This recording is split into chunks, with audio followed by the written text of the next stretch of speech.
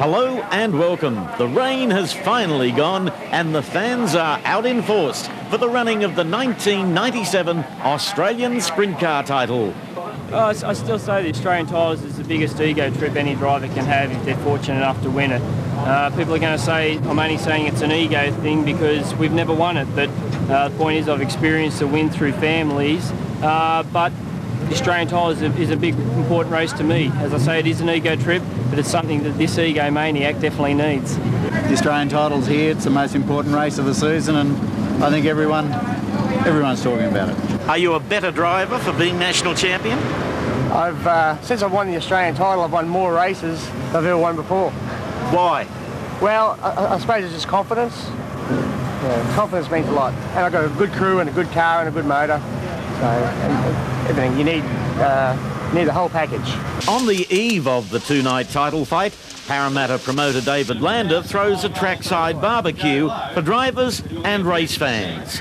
On display, thanks largely to the restoration efforts of Brian Linigan, a glimpse of some of the cars that were driven by the stars in those early years, when sprint cars were evolving from super modifieds, which in turn evolved from hot rods.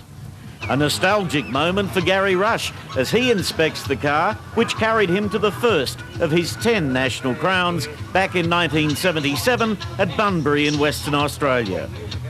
For racetrack rivals Brooke Tatnell and Rod Bowen, a rare social encounter, free from the normal rigours of race day preparation.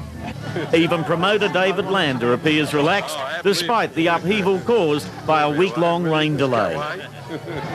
Come Friday and the title quest begins. And despite the presence of no fewer than 7 former champions in the lineup, the flag-carrying duties are awarded to the youngest driver in the field, 16-year-old Sydney-sider Joel Knott. Okay, here they come, race fans. We're on our way. Trevor Green goes into the bottom corner. Brazier goes out high. He gets hooked up here. One around sideways. Peter Addard didn't miss him. Pino Priolo tried heavily to get into it. They're going to have that one again. And Brazier is getting very keen here. He doesn't want to miss a start. Here they come down the front straightaway. Brazier goes down the racetrack. Now he goes in high, trying to find it, but he'll find a nice inside pass.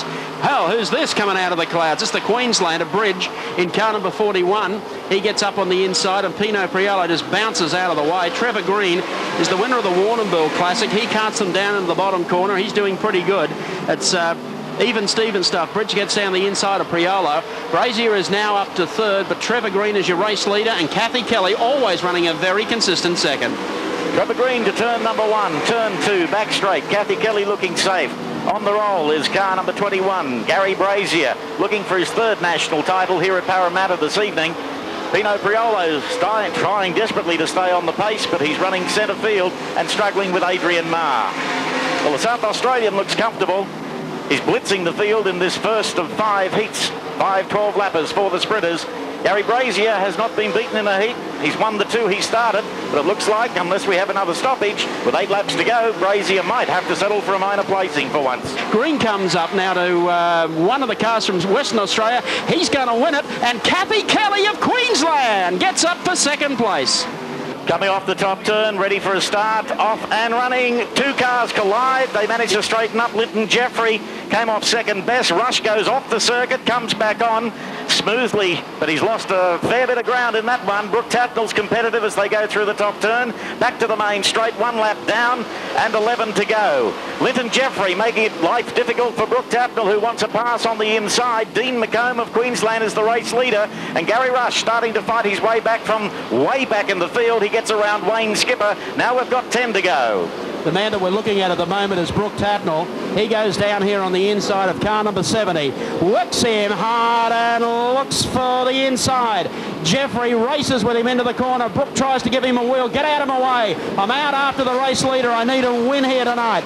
Tatnell into the bottom corner. The Queenslander is still clear. Jeffries goes in high, and Rush is doing it tough. This is going to be a costly break for Rush. Yep. Up through the top corner, Tatnell, whether or not he can come home from there. And it's getting very, very tight now as they work the bottom corner and onto the back straightaway. But McComb, here comes Tatnell on the inside. Kid peppers away on the inside here as they hit the front straightaway.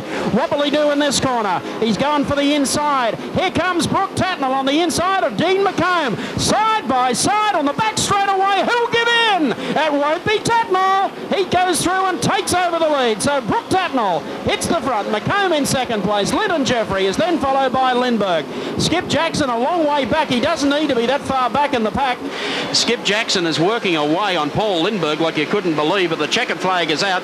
Tatnall's got on to win it. Dean McComb runs in second place. Third place will go to Paul Lindbergh. Fourth to Jackson. We're getting set for a start this time around. Another Queenslander, Mick Rowell in the second row with our own John Shaw. Racing.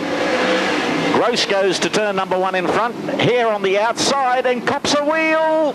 Back onto all four. Gee whiz, that was lucky. Mick Rowell gave him a lovely old serve up. He's going to stop in the back straight, aware of the fact that they haven't completed one racing lap. Okay, here they come down the front straight away again into the bottom corner. John Shaw's going hard into the turn, and the Caltex Haviline entry goes to the back straight. Can he pull off the pass on Gross as they go to the top turn? Certainly he's got his mind set on it. Towards the main straight, he has done so, and coming through the field right from the back very quickly is Peter Murphy in the green machine. Yeah, Murphy running the low side of the racetrack as he goes into the bottom corner. That's where he ran last night. Comes up on the inside of Sid Moore as they go halfway down the back straight away. Moore knows that he's there and gives him enough racing room. Now he's got another group of cars and plenty to pass too before this one's over. 32 goes into the bottom corner and he howls out around the outside. Just looking at the back group here, no one can do too much about that. Moore still pegging away here at the inside, and he comes back under Peter Murphy as they come through turn number 4 and back down the front straight away again. So you got this group, they're still having their fun side by side through the bottom corner. We'll wait and see whether Murphy he can. Well, he might be able to get a couple of them. He won't get the lot of them because Shaw is long gone. He's got 8 laps to go. Graver Gross is in second. Mick Rowell is third, then followed by Jamie Jones. The next is Loadsman. The checkered flag flying this time around, and the Central Coast Flyer in car number 66. John Shaw takes the Haviline entry to the checkered flag. He defeats David Gross. Third to the checkered flag is Mick Rowell. He's followed home by Brett Loadsman. Once the heats are completed, the Raceway suddenly plunged into darkness to enable the finalists to make a grand entry. Starting position number 7, chasing title number 1, will be Brooke Tatnall. Starting position 6, chasing title number 11, Gary Rush. Position number 5, driving the Steve Kinser car, Peter Murphy. One of the most popular drivers in Australia tonight, starting 4 from Queensland, Kathy Kelly. Position 3 in the title, popular Sydney sider, Robbie Farr. And starting position number 2, dual winner of the crown, Gary Brazier. And that puts Kerry Madsen on pole. We'll be back with the grand final shortly. Time now for Stadium Off-Road Racing. This is the first round of the Yokohama Stadium Off-Road Series. Well, if you've not seen stadium racing before, you're in for a treat. With me in commentary, Bob Stansfield. Bob's been around this sport a long, long time. Bob, we've got a big field, some new equipment. Yeah, it's a great roll-up, especially in the trucks. We now have 10 fully imported American trucks plus a Australian copy.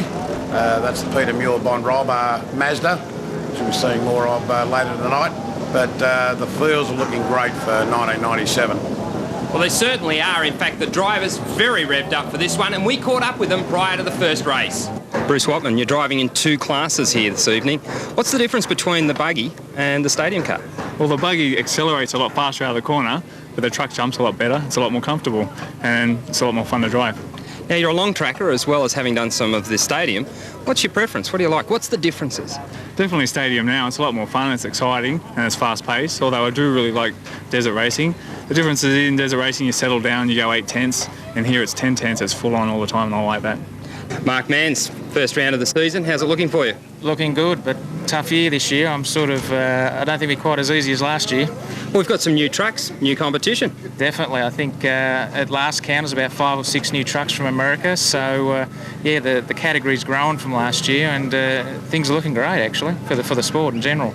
Paul Will, first time out in a stadium truck. What's it been like? Yeah, it's not too bad. I'm finding it pretty good. Conditions are pretty good here in Canberra, and my truck's running good. Now, you've come from Supercross and motocross racing.